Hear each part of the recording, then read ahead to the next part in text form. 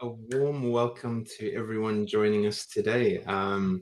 This is our fifth episode of Embodied Masculinity, and we are here exploring the fundamental elements around what it means to be a man in the 21st century.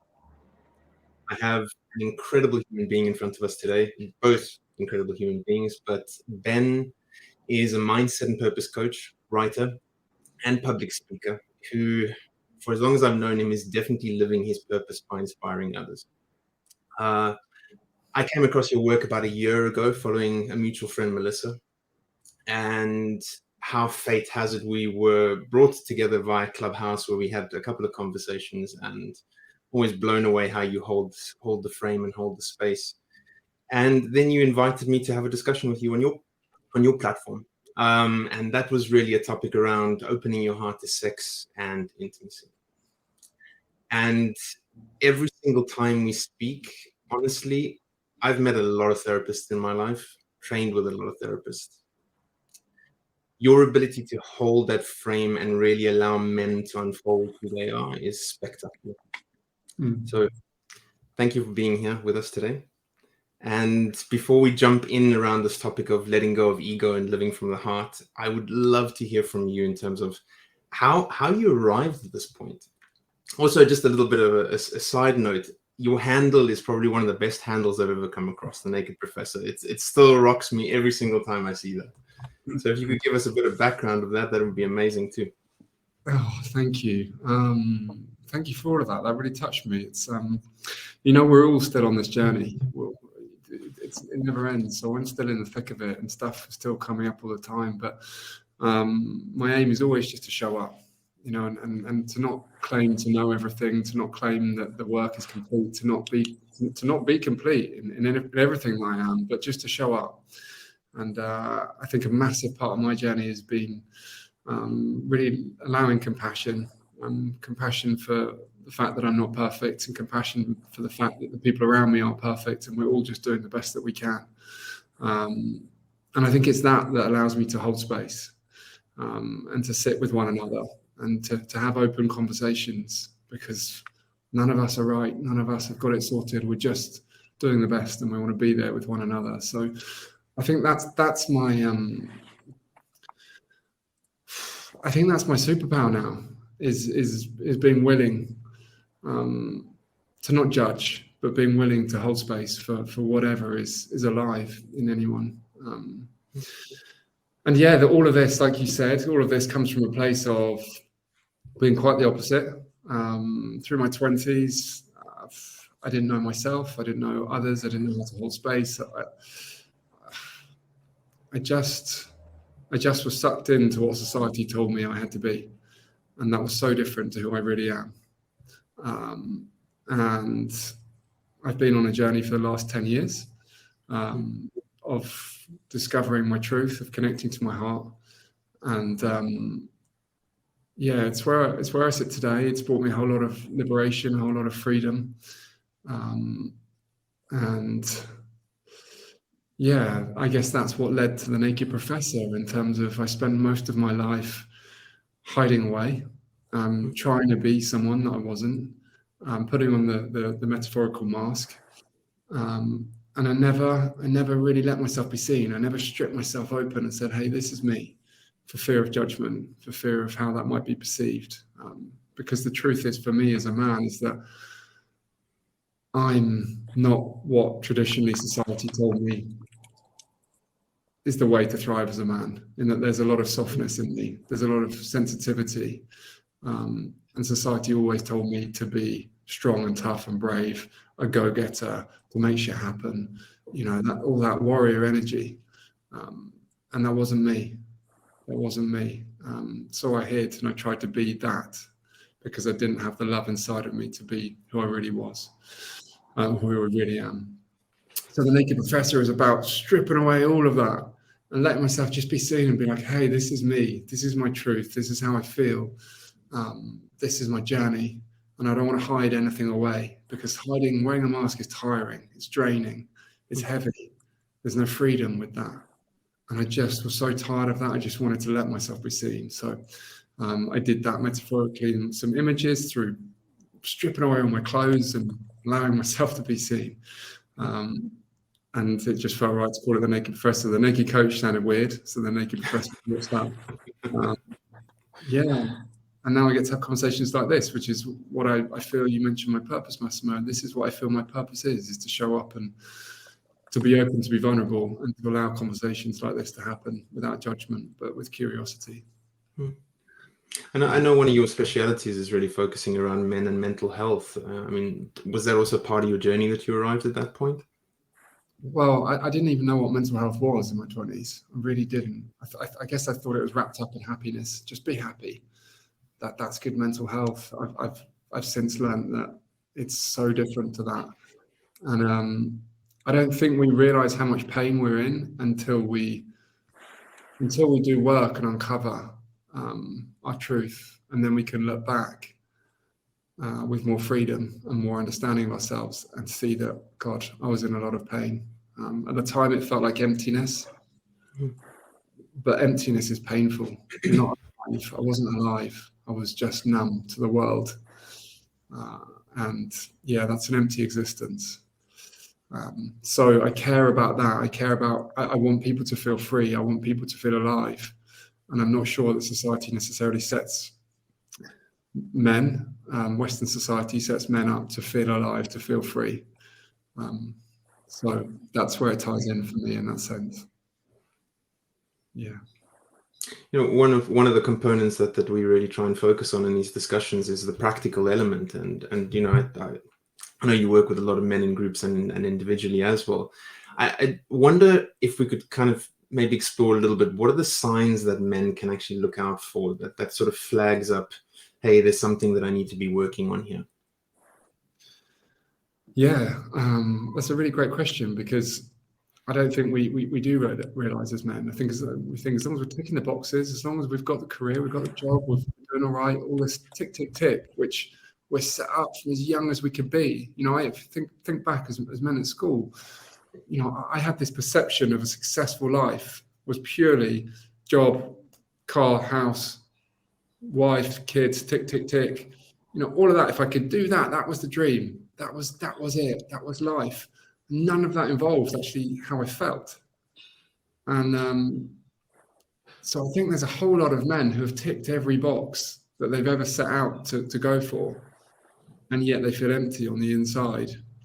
So when we're actually looking for, like, okay, do I have work to do, which we all do, by the way, but one of the things that we might want to try and fit into is, how do we actually feel on the inside? Forget the life that we present, forget the boxes that we're ticking, forget how it all looks. How does it feel to you? And that is even an obstacle in the first place, because I didn't even know how I felt in my 20s. You know, if someone said, how are you? I would just say fine, because I honestly didn't know what else to say. I didn't know how I felt. So just feeling into whether or not we're aware of what we feel, and do we have the freedom to express what we feel, and do we have the strength to be able to really not judge that, judge how we feel. And it doesn't, in the sense that if I don't feel as happy as perhaps life looks, am I strong enough to not judge that, but say, hey, what lessons are there for me there? What learnings? Am I willing to work on this? Am I willing to be vulnerable enough to say, hey, I could get more out of this life that I'm living? It requires deep truth. It requires introspection. Again, things that society doesn't teach us to do. Society will just say, go and get drunk if you're feeling low, and that will sort it out. You'll have a laugh. And actually, it's the opposite. It's stopping. It's feeling. It's allowing yourself to tap into that, and then say, hey, what is that asking of me then? What learnings are there in this? Am I prepared to go on that journey? Does that answer in some capacity? Yeah, absolutely. I think, you know, there's such a great gentleness in the manner in which you present that, but yet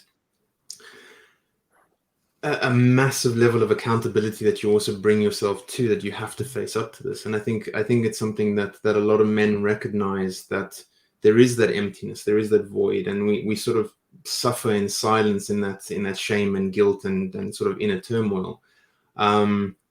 and dare not sort of voice that outwards because, you know, fear of, I guess, the repercussions and how we're going to be seen as men. And you know, I think these kind of situations and what we're creating here is also something really, really helpful that men can tap into. So helpful, like you say, just having these conversations. I know it's only a starter, but I didn't see any of these conversations growing up. And I really didn't think they were possible and available. And I didn't think that they were things I should be doing. I really didn't. And that caused me a whole lot of pain because it just led me even more on the journey of, you know, manning up, don't feel, all the typical things, you know, be tough, be strong, don't allow anyone into that inner world, just be fine, never show pain, all of that stuff, because no one showed me anything otherwise, ever. Yeah, I feel what you're bringing up with the whole fear of judgment, and I feel for me there's also this whole sort of fear of rejection, like when actually the inner world gets brought to the outer world. And I mean, recently what I discovered more and more is to just like kind of breathe, like when I'm having these like emotional currents and realizing like, wow, I'm actually not dissolving, you know. And it's kind of weird. It's sort of like taking that level of like self-responsibility in a way, but then also like vulnerably sharing like, hey, look, I'm feeling a bit in a quite fragile state, so give me some space. And having, yeah, basically using the voice and our vulnerability to create the environment for us to, I feel, go through that inner healing. So I mean, what you shared with like not knowing how to feel or not knowing what you felt totally resonates with me. And that's sort of like, yeah, whatever, pain, and then basically like rationalizing it away, you know, and finding like another narrative and being mentally like really strong, but actually being like, man, is this actually the most supportive path to resolve it, or is it just another way to kind of dress it up slightly differently? Yeah. And do you know what I've really recently I've really kind of just allowed myself to experience, and that is that to deny what we feel is very is way worse than feeling a sad emotion or a challenging emotion, because there is something within us, and I would love someone more qualified to talk about this, but when we allow ourselves to align with what we feel and to really lean into that and to behave in accordance with it, even if it's a hard emotion, there's an element of satisfaction in that we are being aligned, we are being harmonious to our truth, at least. I remember a friend of mine said that he enjoys feeling sad at times, and it sounds like such a strange thing to say, but I get it, because what's so hard is if I feel sad, there's sadness within me, or something's happened, and I have to put on a mask and I can't let anyone see that sadness, and I have to go out and be stoic and pretend this isn't there. That is so draining. It's so draining. But what is liberating is to be able to own and to be able to sit in the space of saying, without judgment upon myself, to be able to say, I'm feeling sad right now and I'm in pain, and it's okay. You know, it hurts a little bit, but I just want to be with that, and to not do much, to sit with it and allow it, and maybe to walk, maybe to journal, maybe to exercise if I feel ready to release it in some capacity, but just to be with it and to align myself with it. And we don't do that often. We fight all the emotions that we judge as bad, and we don't allow ourselves to be aligned. We're constantly wearing a mask, which is draining and heavy.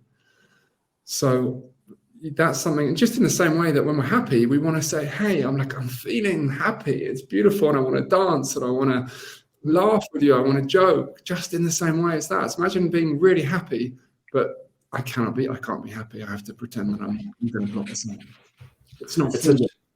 It's such a beautiful point, because I had a conversation with one of my clients the other day around a topic very similar, and it always fascinates me how we're allowed to celebrate potentially good things, but we can't celebrate potentially bad things, or at least how society sees these things. And there's such, I mean, I guess the way that I'm interpreting what you're saying also is there has to be a realness in our authenticity in being able to sit with whatever we are experiencing. And in that, in being in that space and doing that, no one can take that away from you. It's that for me really kind of neutralizes the whole playing field and goes, there's no longer a positive and negative here, but it's really a celebration of myself in that whatever I'm experiencing. Absolutely. And that's it. And so I think you said it so beautifully there, and so important.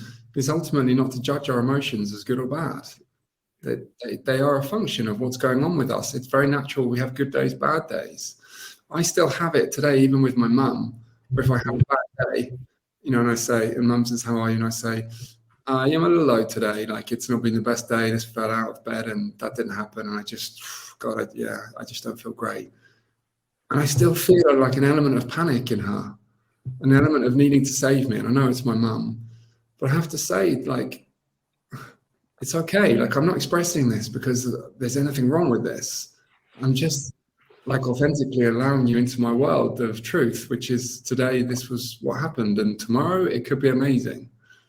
And I'll let you know that too. But what I don't want to do is fight the truth and pretend. I just want to allow, without judgment, without it being good or bad, that this is where I'm at. That for me is, as I say, like freedom. And freedom is such a high value for us all. And we're denying that, so many of us, through everything that we've just spoken about here. I wish I had engaged in men's groups many years ago, because I think, I guess, since being involved in this kind of this area, it's probably been one of the most cathartic experiences for me, where even just being in the space of other men, I found the component being in that space very, very, very healing in comparison to, you know, you describe your mom, and there is still, it's the same thing with me. If I say something to my mom, there's always that kind of glimmer of, well, you know, should I be on top of all these things, rather than going, this is just how I am in this moment. And what's been very interesting for me is receiving care from men, which I never had before. And I wonder if that's something that you notice in the men that you work with, if that's something that they struggle with too. Absolutely. Absolutely. The thing that I get told most often is how brave I am, because I'm willing to say these things. I'm willing to, I'm like, it really doesn't feel brave. It doesn't feel brave in the slight fact. It feels way harder to deny it now. But the fact that it's perceived the way that it's brave to share this suggests to me that for most people, it's really, really hard to be able to own their emotions, or to be able to express their emotions. It's like a muscle. And the reality is like you just said, Mastermind, like when you do get men together, and we sit in a room like this, even like what we're doing now, and we give ourselves the freedom to actually acknowledge and live aligned to our truth, and we express what we feel, and we're not judged for that, and the space is just held. It's like, wow, like that's really beautiful. That's quite liberating. That feels very light, that I can just do that and no one's making me bad or wrong. And it's just, but we just don't use that muscle, that muscle of truth. We're so not used to it, and it's so scary to express that. But when we do get used to it and it becomes familiar, it's, you know, that is freedom, that is liberation, it's easy. It's just allowing. It's just allowing. Yeah, it's beautiful, and it's why you know, I love sitting with men. And, you know, honestly, I can have a conversation just like, how are you? And let's just talk about how you are. Let me into your world. And without judgment, without good or bad, but give me the truth of what's going on inside of you. That for me is like how we connect. That's how we bond. But for 30 years of my life, I talked about the football. I talked about my friends. I talked about gossip. I talked about stuff we did. I talked about all this stuff. I never knew how my friends felt. And they never knew how I felt. And that meant that we could only have so much of a level of connection for me. Sure. And imagine telling your friend that you love them as well. I mean, this is something that Toby, it runs out of your mouth like every 2 seconds. I love you, man. I love you too. But it's fascinating to see how you embody that as well. And I've learned a lot from Toby in respect to that. That's I beautiful. think, Ben, what you were just saying there with sort of like talking about the football or your friends, or something that really like pissed me off, because it's like super superficiality, and it's all about sort of just like surfacey shit that has nothing to do with like who you actually are. And so I don't know, I do run sometimes against this thing of like, man, the conversation got too deep too quickly and people aren't sort of like ready for it in a way, you know. But yeah, it's interesting what you say, like it's ultimately how we bond, like, and also like expressing ourselves, you know, kind of like pushing something basically out into like our world. And I feel what I pick up from you speaking is this whole piece of having your emotions sort of like guiding how you basically show up. It's almost like the reverse. Instead of like thinking and then acting, it's like kind of feeling and then sort of like acting from there, and then sort of like maybe analyzing afterwards even, and having that not head first but kind of like heart, or like even kind of solar plexus. Or I mean, maybe you can speak a bit more to where in your body you're really sensing the emotions and where you're really taking sort of the guidance from, and how you then show up. Yeah, it's a good question, and I'm still working very hard on embodiment and feeding into my body, connecting my body. How I actually feel the emotion, I always have to close my eyes. In fact, that's the first thing, because for me, it lives within the body, obviously. And the more my senses are alive, the more I'm looking around, the more I'm listening and seeing, and the more distraction there is for me. So I need kind of, it's peace. It's to like close off my senses when I've got nowhere else to go. Okay, well, what's within me? What's within me? And you start, you know, just in the moment of silence, you can start just coming alive as to what's there. In terms of where in my body, do you know what? I often don't know, but it's just the truth. It's just a truth of something within me that I'm allowing myself to feel without judgment. And then from there, like the really important part of this, I feel so important, is that quite often why we don't want to share is because, you know, we so associate emotions with owning our behavior. So it's almost like if I've got real anger inside of me, if I say I'm angry, do I have to go and act like I'm angry and create violence and destruction? Because otherwise it's almost like it's not real. And for me, it's like expressing our emotions, feeling into what's true within us. I can express I'm angry in the same way that I'm happy, and I can allow for the same behaviors, in the sense that I'm owning this emotion, and in owning it, this emotion is not going to own my behavior, because I'm recognizing there's anger in there. I'm allowing myself to feel this anger. It's there, it's true, it's real. And in expressing it, it's no longer the thing that's making me behave in a certain way. I've recognized it, I'm allowing for it. So yes, I'm angry, but I don't have to act on that. I'm owning it. It can't own me. And I think that's where we get really lost, as men particularly, because we don't know, we can't actually say what the emotion is. So we're just going to have to act it out. And so often, you know, the way that we're taught, you know, something like anger, you know, how many men would think anger is an awful thing, really bad to feel angry? We'll bottle it down until the extent that it comes out in such unhealthy ways that it is destructive. And it's almost like an energy within us where we know it's destructive, but we just got to let it out. We have to, because something just says we have to, rather than actually just being able to say, hey, I'm stopped, I'm feeling into what's within me, and I'm going to express it, and I'm going to allow for it, and I'm not going to judge it, and I'm not going to let it own how I want to behave from here. And that's I think how we stop it being something that requires bravery, because there's not the judgment attached to like, oh my God, but if I say I'm angry, what do I have to go and do from there? It's like, this is what I'm feeling. I am angry. I feel angry. It's not I am angry. I just feel it, and I'm acknowledging that. And now we've owned it. One of the biggest game changers for me was even just something as basic as knowing I have a choice in terms of the emotions that I carry and how I act them out. And yeah, the emotion anger for me really resonates a lot, and it's taken me a lot of years to sort of come to terms with that. But whenever I sort of say to myself, you have a choice in terms of how you want to act in every situation, especially from that emotional perspective, and recognizing that emotion is just an energy to be steered into something that I can be creative. That really gave me a lot of scope in terms of dealing with my stuff. And I think you're right. A lot of men don't know how to deal with that very, very tumultuous space in themselves. I mean, I guess this is also why we look at different sports and aggressive sports and things like that to have some kind of outlet.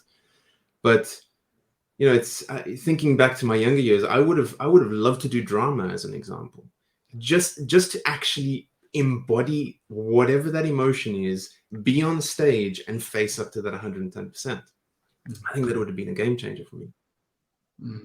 Yeah, absolutely. And why did you not? Is it something that you judged? Growing up in the South African context, it's very, very alpha. You have to be alpha. You play alpha sports. If you don't play alpha sports, I mean, they even had terminology for different. I mean, the hockey, as an example, is called gay stick. I mean, that kind of gives you an idea of the kind of context that I grew up in. It's ludicrous. Yeah. But also coming from that space as well, gave me a really good reflection point to go, well, that's not what I want to be. And at least I have that sort of idea of, okay, that really, and I don't like this term so much, toxic masculinity, but at least me growing into more of a conscious space for myself, I can look at what I don't want to be. And I think most men do have that ability of going, there's something that doesn't actually feel quite right here. And that's a good starting point to go, well, be curious. Well, what else can you be other than that? Yeah, that's so beautiful. But that requires vulnerability in itself to admit that we're not actually being who we want to be. 100%. That's scary, but it's so empowering. So empowering. But the majority of us will shy away from that. It's like, no, of course I'm being who I'm meant to be. Like, I'm just not emotional. Like, whatever. I'm just this and that. And yeah, it takes probably something special or an experience or men's group or something for us to be able to stop and go, oh, hang on a minute. Like this guy, because Massimo, I was one of the guys shouting gay sticks as a rugby player at university. Yeah. That's what I did. And it made me feel empowered and strong and accepted. And now I'm feeling masculine, and that acceptance gave me a whole lot of comfort. But was it even now, it wasn't me. It wasn't really who I am.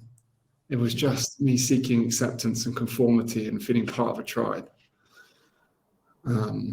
Within the space of men's groups, holding each other accountable is something that's a real facet and component of what we do. Do you feel that should also be a responsibility for us in the outside world too? In terms of holding other men accountable. It's so difficult, isn't it? Because it's really coming up at the moment, and I totally get that. Yes, we do in some capacity. The truth from my experience is so many men just aren't ready to be held accountable, and probably within themselves they know that they're not being aligned, they're not being their truth, and it really hurts them for that to be pointed out. I believe that a superpower is speaking truth, but with kindness and compassion. So without making people wrong, going at them. Imagine going to another guy who's he's the one shouting gay sticks, or he's doing whatever it is that gives him some conformity, some acceptance within the group. And then imagine bringing that alive to him. And he will be so full of shame and defensiveness that bringing it to him is almost not going to help. I think we have to it has to be done in such a safe way. When is that way safe? Like through men's groups, it would be one way. But it's kind of both ways, if I'm honest if I'm honest, Massimo, in that yes, I think we should be holding each other accountable. At the same time, I fully accept that it's very hard unless someone wants to be held accountable. Do they actually, are they going to listen, or are they going to rebel even stronger? What do you feel about it, or how do you both feel? For me, it has like two perspectives. Depends on, do I see that the other person, it's a bit like Brené Brown, basically. Are the other people in the arena as well, or are they just kind of like on the like seats to watch? And if I feel they're not in it, then it's like, look, who are you to tell me? Because you're not like in the trenches, basically. But then I think that it's also this piece of what you mentioned with like seeking acceptance, because I feel that there is this component of like all of us want to feel connected, and then with sort of like accountability and integrity, I feel it's really this connection to oneself. And so it's no longer I need to kind of like necessarily be connected outwardly, but I'm connected to sort of my more inner purpose. And I mean, as you know, we're on this journey like every few months or every day. This is kind of like, it seems like the purpose changes because I go deeper and it's like, wow, okay, like, this was a surface layer. And I remember like in my late 20s, I was thinking like, man, the life I've lived, like none of it has been mine. And it resonates with what you were saying with like ticking boxes and, going to uni and marrying and having kids and blah, blah, blah. It's like, holy fuck. Like, dude, like, whom did I do it for? And it was like to gain this acceptance. So from my family or from society. And then like once everything came falling apart, it's like, wow, okay. Actually, there is no stability or safety in these external connections. The real safety only comes from the connectivity inwards. And I guess that then comes back to the accountability piece. It's like, wow, who are the few people that are on a similar journey and who are really doing the work on themselves? And, who basically has the credo to, and also I think the consciousness to be like, not just projecting shit, but actually being like reflecting what's genuinely misaligned rather than just making it more complicated by me needing to discern, like, is it my stuff? Is it their stuff? Like, which stuff is it right now? I'm curious, Massimo, what's your perspective there?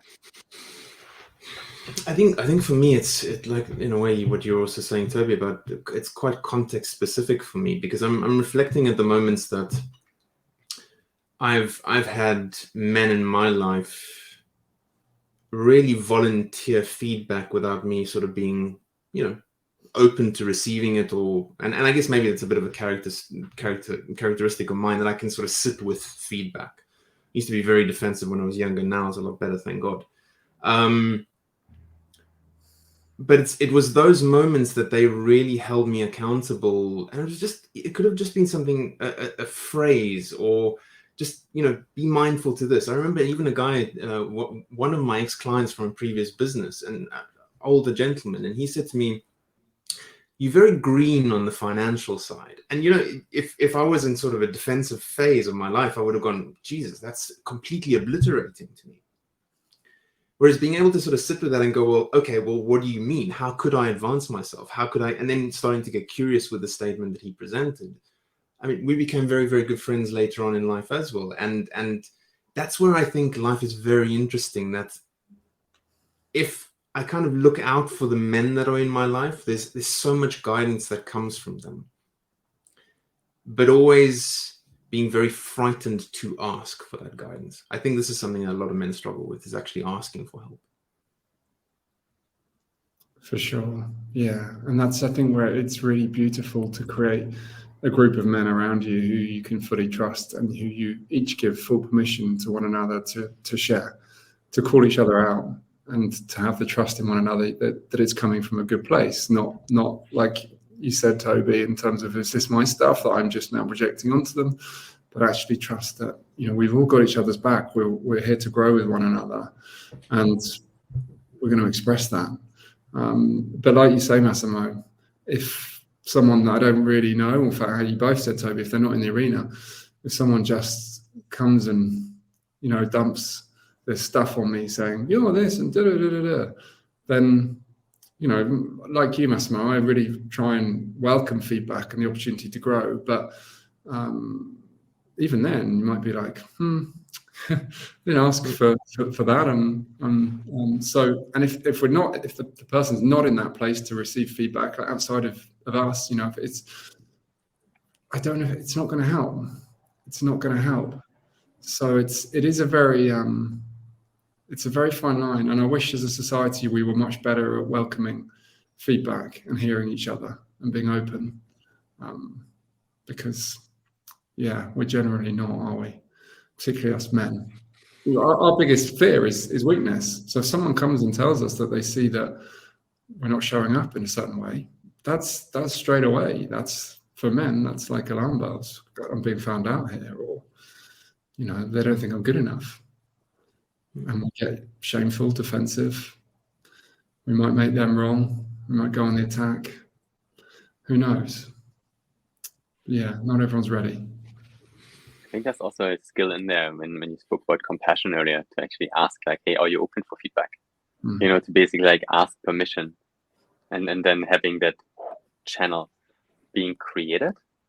And it's again, it's this vulnerable thing, because basically you ask and you potentially like make yourself rejectable.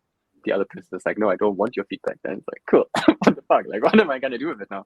And basically being ready to contain it, or like move it somewhere else, or let it go. So it's ultimately, again, I think it comes back to this piece of, wow, let's lead with vulnerability, because then it sort of like invites that from the other person much more, rather than like defenses. I mean, I totally feel you on that. If like feedback is unsolicited, it's like, who the fuck are you? Back off. I don't have the space, and I have not created the space. And I think that's maybe the other component there, is that feedback requires space for integration. And if there's no integration space, then it just basically goes nowhere. I think that's so huge. Creating space. I think so many of us don't have space for feedback. We're so in our heads. We're so stuck here trying to work everything out. And someone else coming in and offering an opinion outside of what we're already programming. It's like, there's no space for that. I'm already, and I speak from experience here. Whereas when we're integrated, when we drop in, for me, my language is going into our heart. We get out of our head. That immediately, coming from a place of presence, we're not processing the future or the past in the same way. That immediately creates space where we can just listen without judgment. It's all the thoughts that create the judgment. So immediately, if we can learn, and for me, this is the work for all of us, is that in every starting place, but learn how to just drop into our heart, get out of our head, then we are already creating space to allow for more feedback and more curious conversations. The relationship therapist in me is going crazy at this topic, because I'm thinking, okay, now we have a lot of ladies that are listening to our conversation as well, and I can only imagine they're thinking, okay, how can I get this feedback to get across to my partner so he's more receiving and welcoming of what I need to point out and say to him? I wonder if that's something we could speak into. I think it's the question that I get asked the most is like, how can I get my partner to be on board? I mean, I guess, unfortunately, the bad news is to start with what we've already said, in the sense that you can't force anyone. If they don't want to go on this journey, you can't sit them down and tell them that they must. They have to choose. They have to make that choice inside of them to go on this. If they're not there, I think the best place that we can start is to show them our own beauty of being curious, being open, leading from our heart, not judging, but being curious instead, and showing them and allowing them to see that in us, so that they can respond from that place. And if they do, I'm speaking when I say we, as if I'm the woman here, the partner, not to judge them, not to laugh at them, or to make it like, I don't know what's wrong with you. Why are you being so gooey today? Or why are you being so weak? What's up with you? Or like, but just to hold the space then for them to do that without judgment, so that they know that it's acceptable, it's safe, because we are so vulnerable and so tender in those moments when we start on the journey, and we might say something for the first time that perhaps we consider to be different to how we normally show up, put it that way. Then can we just hold that space and allow for them to do it, and to do it again, do it again. But it's very difficult. We're talking about years of operating out of a certain way as men, and to expect to click fingers and say, can't you just be more emotional? And the man's go, oh yeah, it's a good point, actually. I think I'm going to do that. And then just to be able to do it, it's a softly approach, and no judgment, and allow them to get it wrong. Have compassion to understand that they're trying, that they're operating from a place where they're not used to this at all. So being very soft and gentle, and any progress is great progress. Encourage things like men's groups, where they can start to speak without judgment. I love things like just like whether or not you can make it kind of playful in some capacity. So just before bed, maybe it could be, you get 3 questions each day that invite a little bit of introspection. It could be like, okay, 3 things that you love about me, or 3 things that you've loved about your day, or 3 things you're grateful for, or 3 things you love about yourself, or 3 dreams that you want to bring alive, or just something that just gets them to just sink inwards a little bit, to feel, because it's like a muscle, and they probably won't naturally choose to do it very easily at the beginning. Can you just provide the space where they do it, and to hold it, and make it kind of playful, and like, this is beautiful to have this conversation with you. Thank you. I think something that I've always found quite helpful is if there's too much heat in that particular moment between the couple, try and choose sort of an inanimate object that needs to be the focus. And what I mean by that is choose a book that both of you want to read. At least that becomes the focal point and the discussion point, rather than, going head on with one another. And if it's something that, can be gently introduced and you're both accepting of it, it propels you. It really, really does. Yeah, that's really great. My dream to listen to The Way of the Superior Man with my partner. The Way of the Superior Man is a book by David Dida, and it's a little outdated. I wouldn't say I agree with all of it, but it allowing, like you said, a focal point that can perhaps be the guide, and then you pause it and you have a little chat about it. What do you think about that? What comes up for you around that? Does that make any sense to you? How do you find that? Then you've got the intermediary, haven't you, where you can kind of just both talk openly around it. That's really beautiful. Yeah, you also mentioned a few times kind of moving from your head into your heart. And I'm curious if you can maybe share a few of your approaches to this transition. Yeah, this is the journey for me. This is the journey. How to reconnect to our heart, because we were once connected. We were born connected to our heart. When we think of ourselves as children, when we felt an emotion as a baby, we expressed it. There was no story going on in our head saying, I shouldn't cry, my mum's had a tough day, and I don't want her to think that I'm weak or anything. They cry. We just cry. It's our truth. We express. So we are connected to our heart. There's a kindness, a curiosity, a compassion to us naturally as human beings when we're born, because we fit into that. As we grow older, we start to hear stories in our head that start to shape our beliefs, that start to shape our behaviors. And more we listen to this voice, and this voice gets louder, and we get more and more connected to this voice in our head. And all the time we listen to the voice in our head, the voice in our heart gets quieter and more distant and harder to hear, until, for most adults, and me included in my 20s, I was just so in my head, and I just didn't know what my heart was saying at all. So a starting place for me to connect to my heart, it's really like, I start with just, if someone asks me, how are you? Then I stop, and I don't work out the question in my head and think about it and go, how do I feel? I think I feel this, and I start going into a story of that's none of which is the truth inside of me. It's all thought about. Go into what I know inside of me. How do I feel? Well, I know that there's anxiety right now because this is going on in my life, or I'm really feeling that strongly at the moment, or I'm feeling so much excitement and love, and I'm on this journey and whatever. But just at a starting place, exercising that muscle of the truth of how we feel starts to get us out of here and into here. even then, I say that, and the majority of people, if I say, how are you? They will work out the answer. They won't feel into the answer. What I believe is the language of the heart is a knowing. It's a deep knowing. It's just, it doesn't necessarily make sense. It's not something you think or you can rationalize or you can work out. It's just a truth within you. The language of the head is, I think, and it's always, I'm working it out. It's always, it makes a lot of sense. It's in here, but it's a different energy. We connect with people. We feel people when they're speaking from this truth, this knowing, this deep knowing in their heart.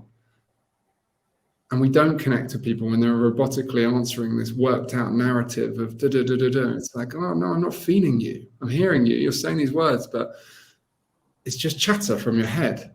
I want to feel your energy from your heart. What's the truth of it? What's inside of you? So yeah, it's feeling into what you know is most deeply true and letting go of the rational chatter that goes on in your head.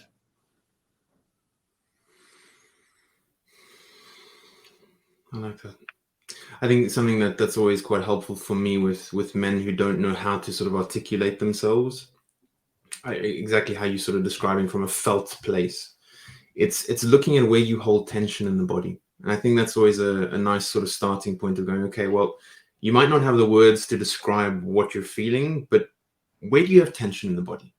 And all of a sudden that person will sort of, okay, yeah, I've had my shoulders up to my ears. That's really where it starts. And slowly sort of unpicking the somatic side. And I think there's so much to be said for somatic work.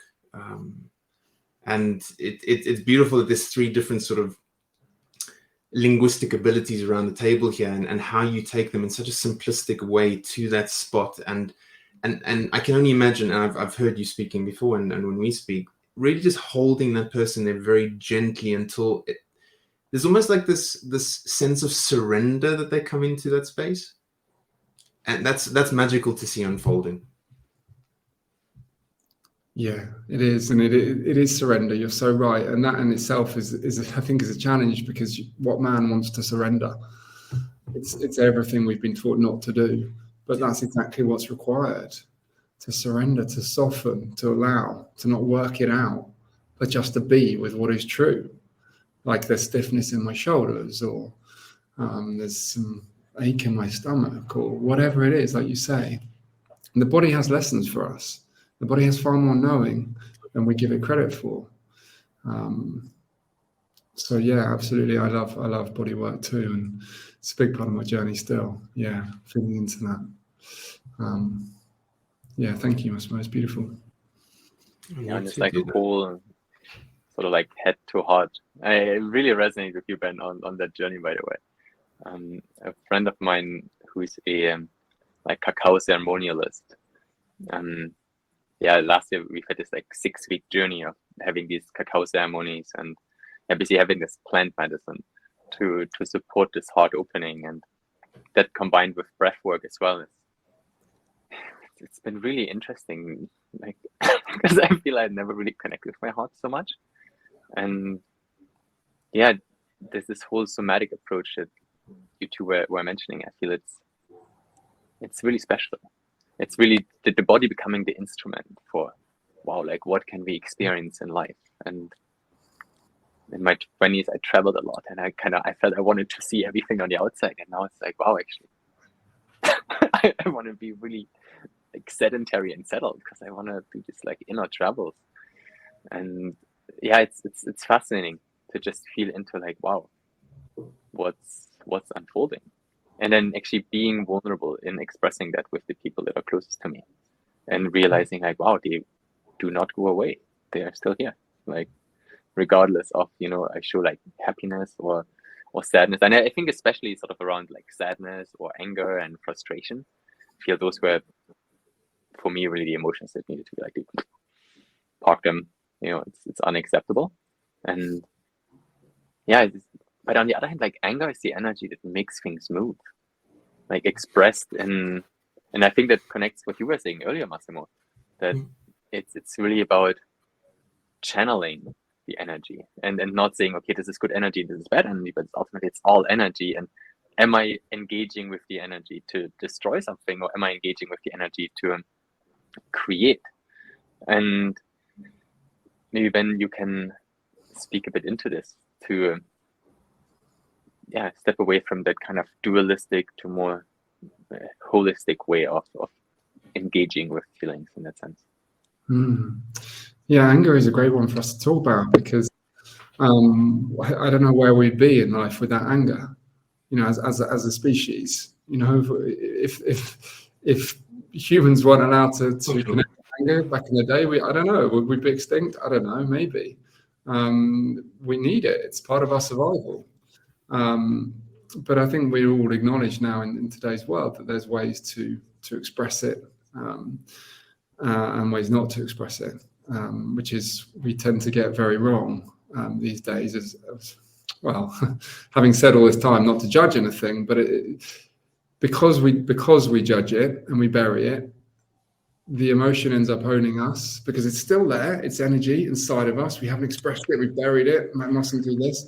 And then a time when we're out of control, we're not in tune, and suddenly this anger comes out in a way that just is that we're not picking that moment. We're not in control of that moment, and we just we lose ourselves. How often do we say that people lose themselves? This guy, I don't know who I became. I became this animal, and I caused this destruction, and it's not me, and I feel so sad and so upset about it. Or they can just completely bury it and completely deny any responsibility there.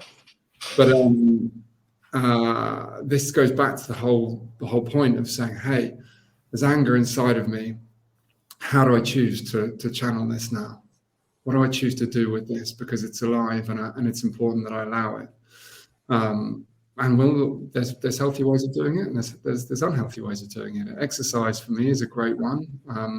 Dance, expression, but just talking, or even I have a shower practice every morning where I will release whatever, like through sound, whatever energy that I feel within me. So I have a breathwork practice where I breathe in and I breathe up into my head, and then feel whatever is alive in me and sigh that out with noise, with energy.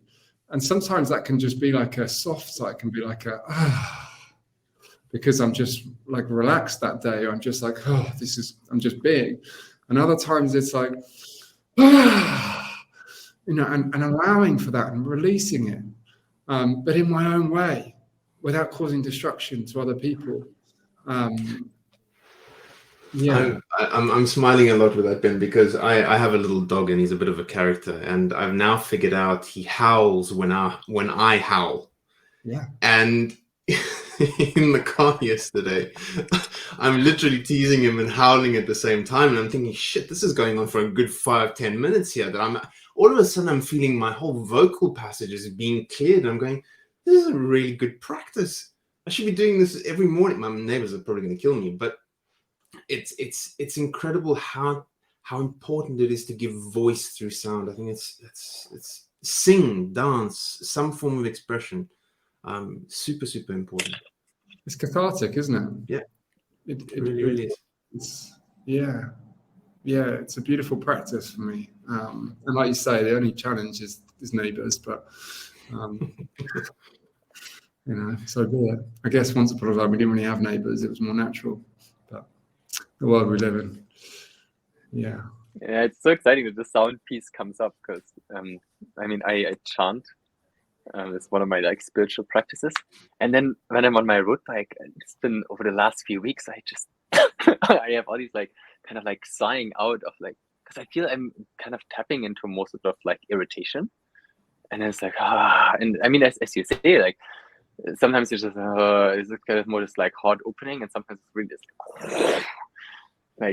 anger thing. It's just and it's so good. And I mean, I live by the sea, and so there's I think here when I was running, I just sometimes just yelled. It's wow, really feeling that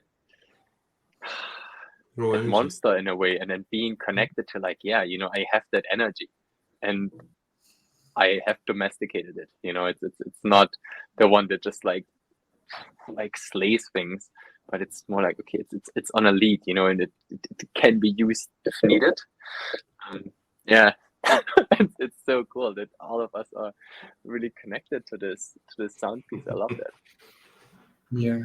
Yeah, absolutely. And the other one is, of course, like the animals show us is shaking. You know, how often do we see, you know, like I always think of a deer that's, you know, just been attacked by whatever, a lion or whatever, and it's escaped, and it's looking around, and it's all clear now, and it kind of stops, and it's and it like shakes out all of the fear that has just been built up that's allowed it to escape, and then it gets on and starts chewing the grass again, and it's back into its parasympathetic nervous system. It's relaxed, it can graze, and it's as simple as that.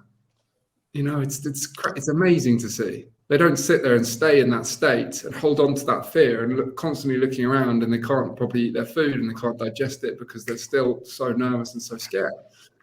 They've expressed it. They've allowed it. We don't do that as humans. It's such an important point, because that's something that travels with us in every kind of relationship we find ourselves in. So imagine that we haven't, you know, metaphorically or actually physically shaken that off, and that goes into a sexual relationship, and then we're expected to perform as men. It's such a loaded space that needs exploration. I think it's a great point. And it can become a beautiful thing to do with your partner. You know, to feel into one another. I mean, talk about connection and getting to know one another. Like, can we be playful around this? What are you feeling, and how does that sound?